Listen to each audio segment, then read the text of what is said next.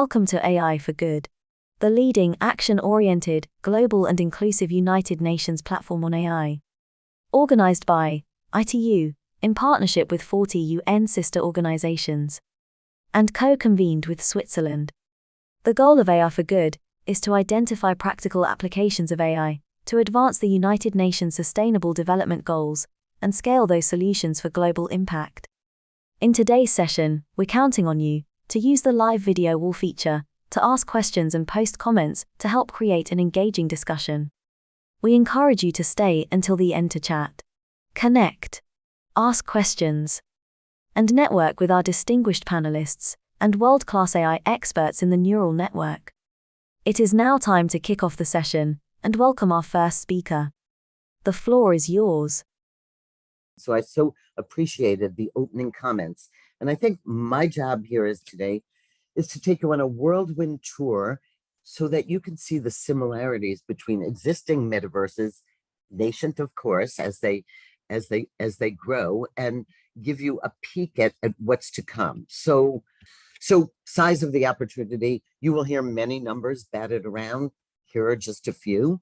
The market size for building this new metaverse is huge. The job openings, as I like to say, you will not go wrong betting your life on a future job in the metaverse, which is what I used to say about cybersecurity. The 10 most popular cities in the US all have designated chief innovation officers and are all working now to create government metaverse outposts. The promise is vast. It's savings of cost and time, both on an individual level and on a city level, when you don't have to travel somewhere to renew your driver's license or get educated.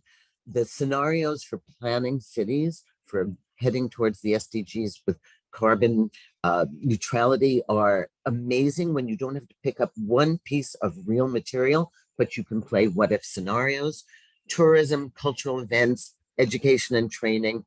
I will go through all of them, but first, the ideals underlying them. And as many of you are aware, the metaverse will be based on the blockchain. And that is because it can create an immutable record of all transactions. There are sustainability issues that are being addressed, but it's very important to understand all the metaverses will be based on blockchain. They will all be decentralized, meaning it's not going to be a Mark Zuckerberg or a Jamie Dimon who owns the metaverse and dictates the rules. It will be decentralized decision-making. I will show you in some of my slides about the convergence of digital and physical, because the metaverse does not exist just out there as a place that you go. For the first time, the internet will be a bridge between the real world and the metaverse world. We'll talk about digital twins, and we'll talk about interoperability between worlds. But underlying these principles are enabling technologies. It's sort of like if you think back to wearables, what happened? Bluetooth, the cloud, and sensors came together. They all existed before, but the packaging of them created thousands of wearable devices that get better and more precise today. The same thing with the metaverse. Cloud computing, artificial intelligence, machine learning on data sets in the real world, XR, AR, VR, and real life all converging. NFTs, which I'll talk about later, but the notion that there's a utility to things that you own and a proof of ownership in the metaverse, and the fact that most of these are built on gaming engines, whether it's the Unreal Engine or Unity, that understood the laws and the renderings of the real world long before we started creating metaverses. So these enabling technologies you'll see come together in so many different ways. I was just down at South by Southwest, where I got a choice to make my own avatar and use it on my journey through South by Southwest. I chose to look like me, sort of, but you could choose to look like a unicorn or a horse or anything your heart desires. This is Decentraland, one of the largest, most mature metaverses at the time. They've got their own currency within Decentraland. It's called Mana. This was a fashion show that they did, where there were actually runway shows, panels. You could buy things, you could try things on, you could meet other people. And what I want to point out is each one of these avatars has spent real life dollars, in this case, Ethereum, to outfit themselves in a way they saw appropriate.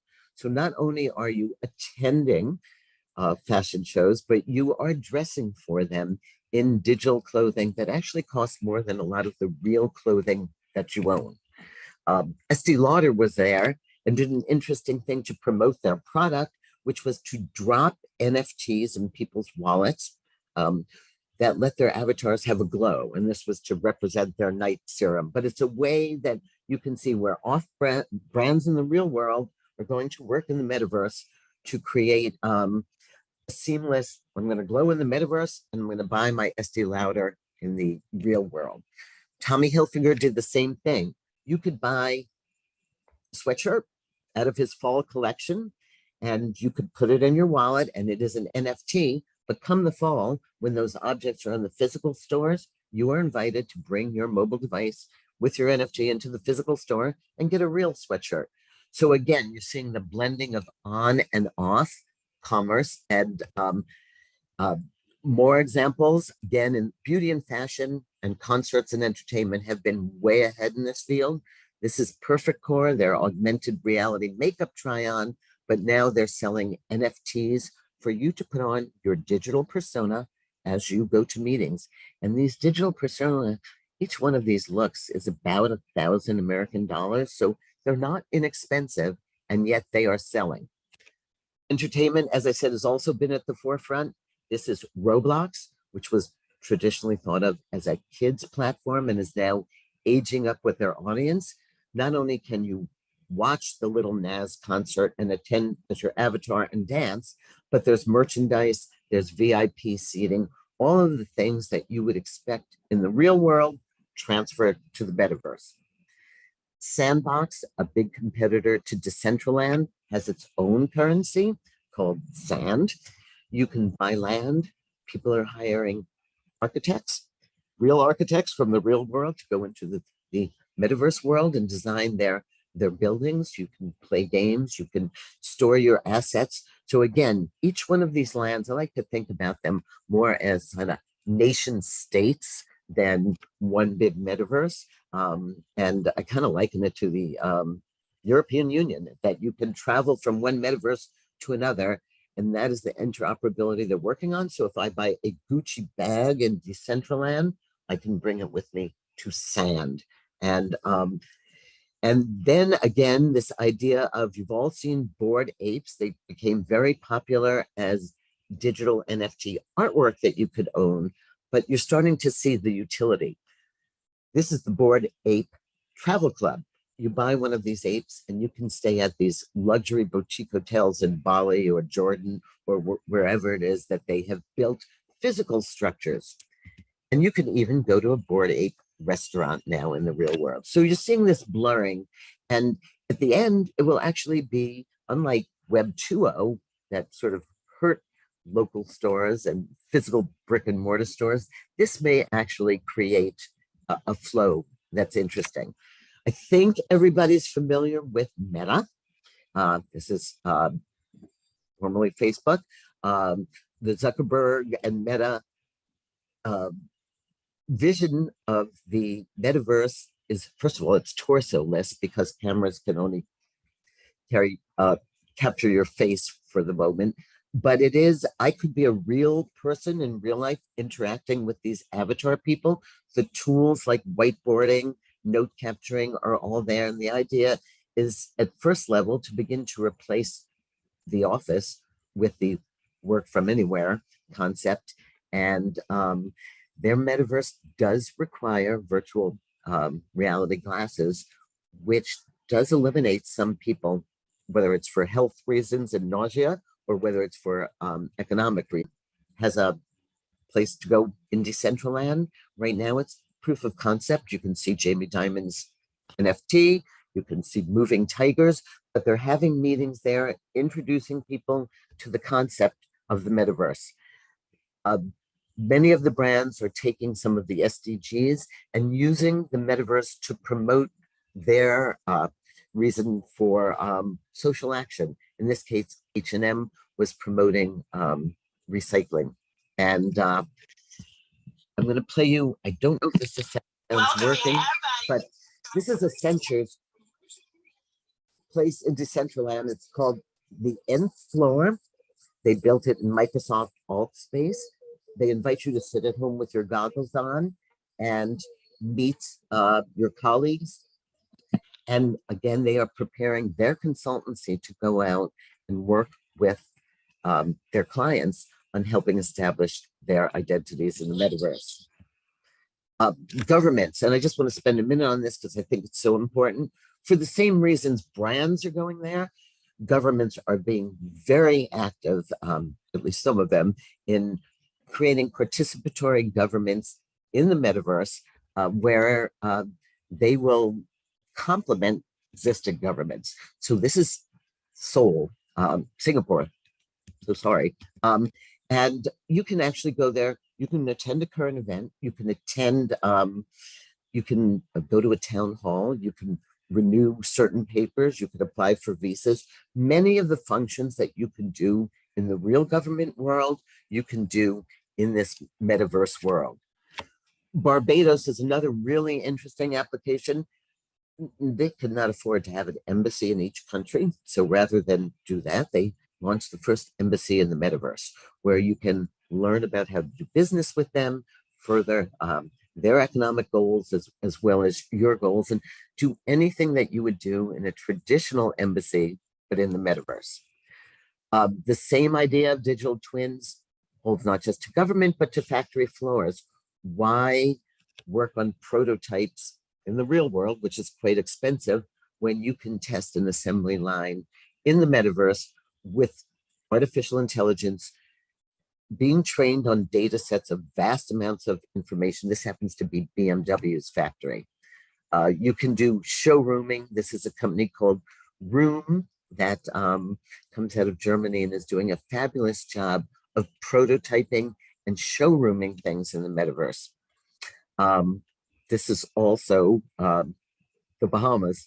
And in Seoul, same idea. You can do anything from go to a concert, to hear the town meeting, to find out the Little League schools. So local journalism, which has been hurting for many years, has an opportunity to exist in these metaverses in their respective countries. And I think that is so important. And here's a concert in the Seoul Room. In Dubai, you can actually begin to buy land in their metaverse that corresponds to physical places in Dubai. And the US military, heavily on training in the metaverse, so that before you ever enter a fighter plane, you are fully trained on every scenario that could happen. And thanks to AI, this training gets better and knows about your personal style and gets trained on more and more variables as you go. Education in the metaverse, I can't say enough, but if you have had a chance to put on VR goggles and walk through an atom or walk through a cadaver or do a virtual surgery, the opportunities to learn through immersion are incredible. This one happens to be Da Vinci, in case you don't recognize it. And health in the metaverse, again, the UAE is had a big emphasis from their Ministry of Happiness, where you can go visit the doctor in a teleconference setting, in a metaverse setting, and get the basic services that you need. We don't have all the peripherals yet to a full medical examination, but that will come. So the benefits are many. You bypass bureaucracy. I fully intend to get my next driver's license renewed in the metaverse. You've got an increased presence in the world, even if you are a smaller country. You've got a feedback loop. You know where your users are going. What services are they using? What aren't they using? Where is the UI? Where can it be improved? And you've got concerns that I know our other speakers will mention. The people that you're looking at on the screen are not real. They are synthetic humans.